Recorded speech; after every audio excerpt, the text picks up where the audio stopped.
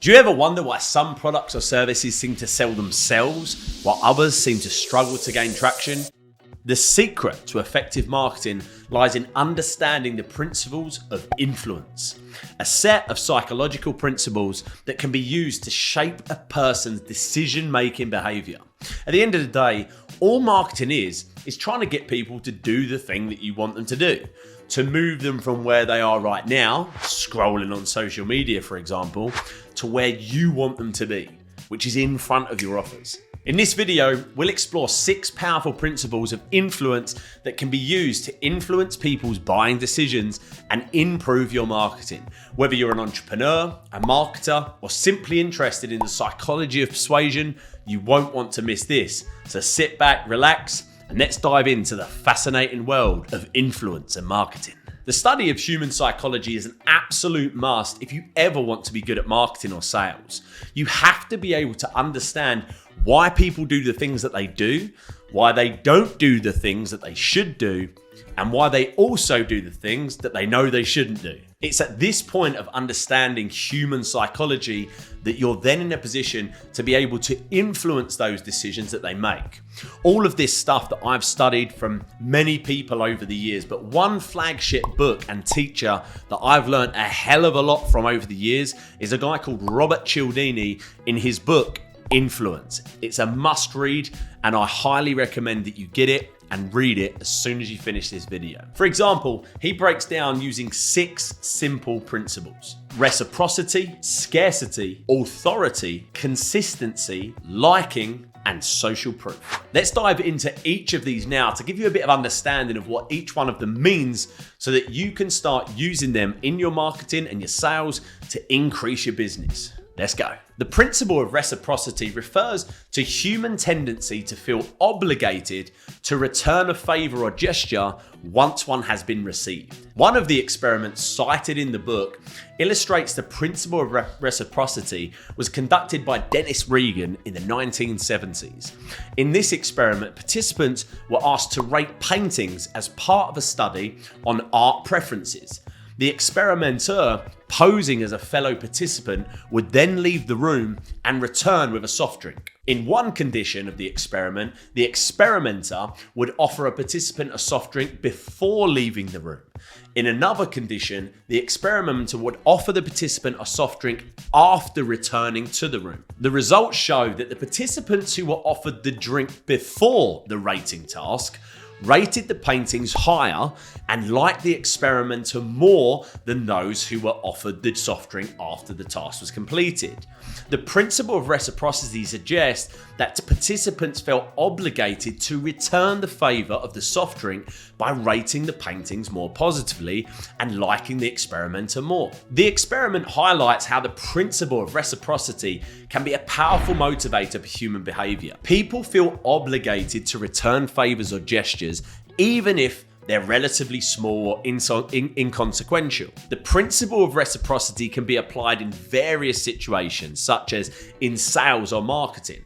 For example, companies might offer a free sample or trial of a product to potential customers, with the hope that that customer will feel obligated to buy the product or service in return.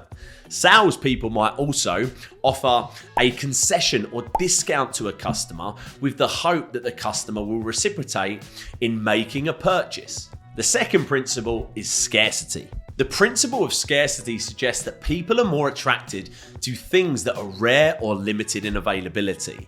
When we think something is scarce or hard to get, we perceive it as more valuable and desirable. This principle is so powerful that even pandas, known for their bamboo diet, will actually choose to eat rare and expensive foods if given the chance. No joke. Cialdini describes several experiments that illustrate the power of scarcity.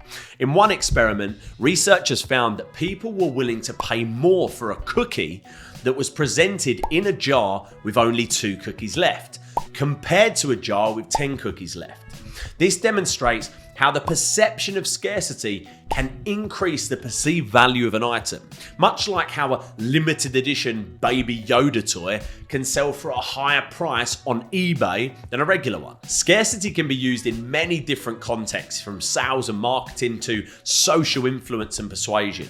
For example, a retailer might use a limited time offer or while supplies last promotion to create that sense of urgency and encourage purchases. Similarly, a politician might emphasize the scarcity of a resource, such as clean water or jobs, in order to gain support and influence and public opinion. Just like how people rushed to buy toilet paper during the pandemic induced a crazy run on the supermarkets to buy that toilet paper. Cialdini also notes that scarcity can be used in unethical and manipulative ways too. For example, a salesperson might create false sense of scarcity by suggesting that products are about to sell out, even if that's not actually the case. This can create a sense of urgency and pressure the customer into making a buying decision that they might not want to make. It's like telling someone that there are only 5 tickets left to a Justin Bieber concert, for example, when in reality, there are still plenty available. In conclusion, the principle of scarcity is a powerful tool for influencing behavior and creating a sense of urgency or exclusivity. But like any tool, it can be used for good or evil. So by understanding the principle and its potential uses and abuses, we can make more informed decisions about how we respond to scarcity and avoid being manipulated by those who seek to use it for their own gain. Number 3, authority.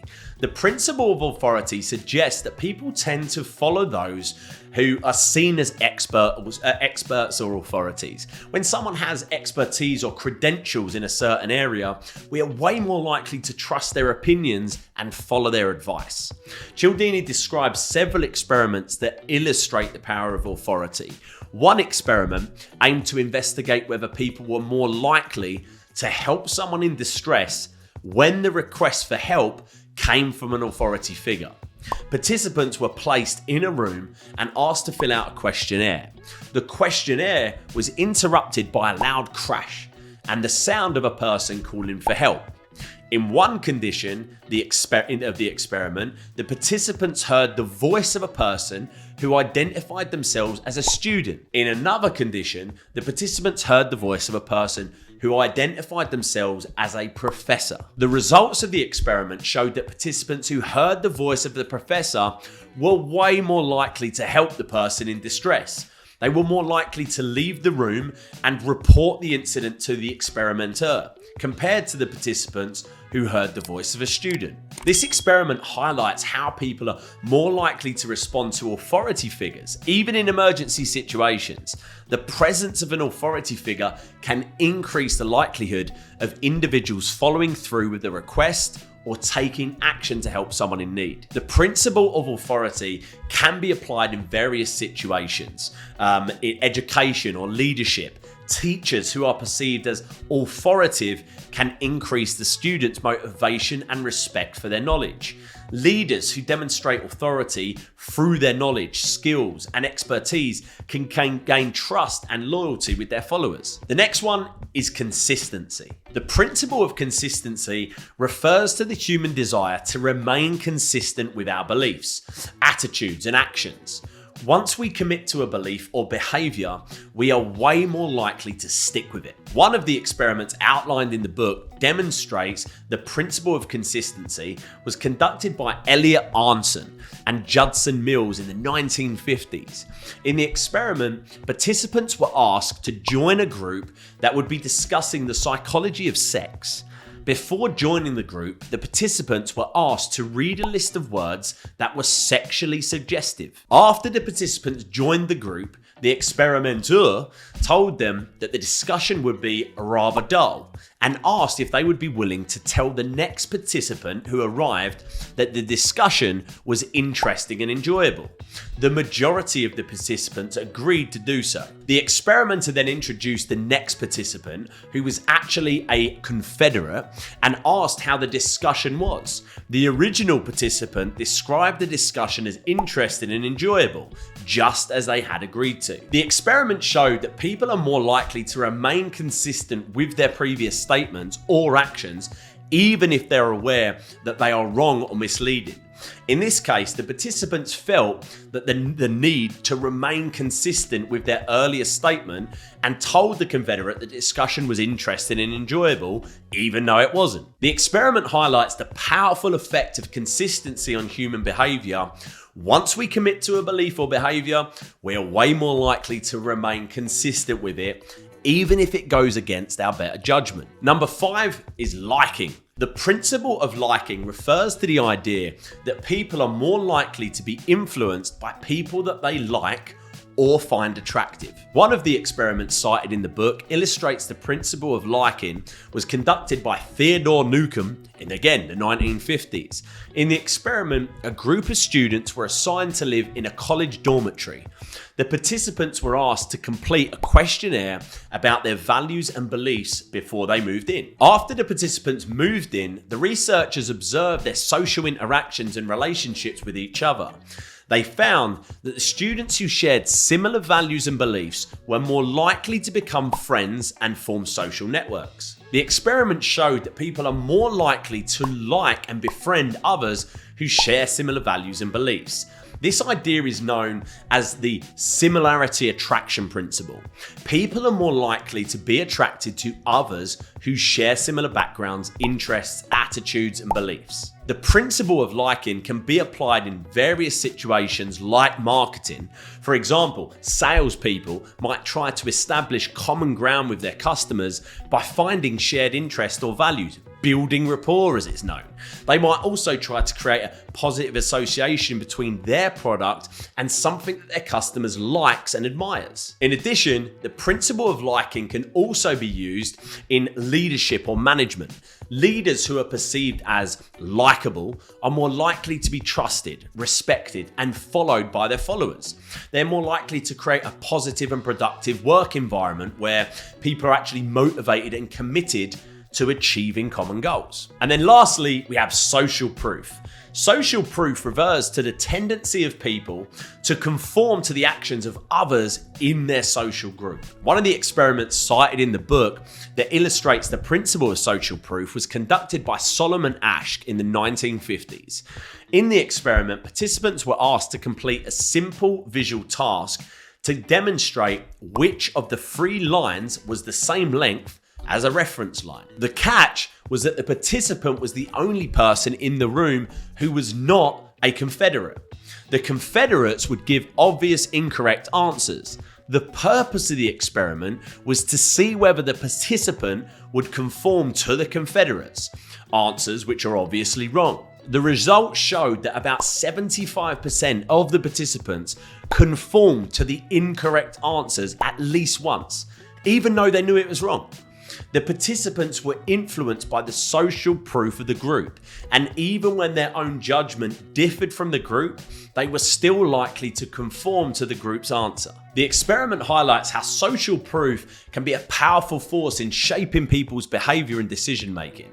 People are more likely to follow the actions of others when they are unsure of what to do or when they perceive others as having more knowledge or expertise than them. The principle of social proof can be applied in various situations, such as advertising or marketing. For example, companies may use social proof to convince potential customers that their product is popular or in high demand.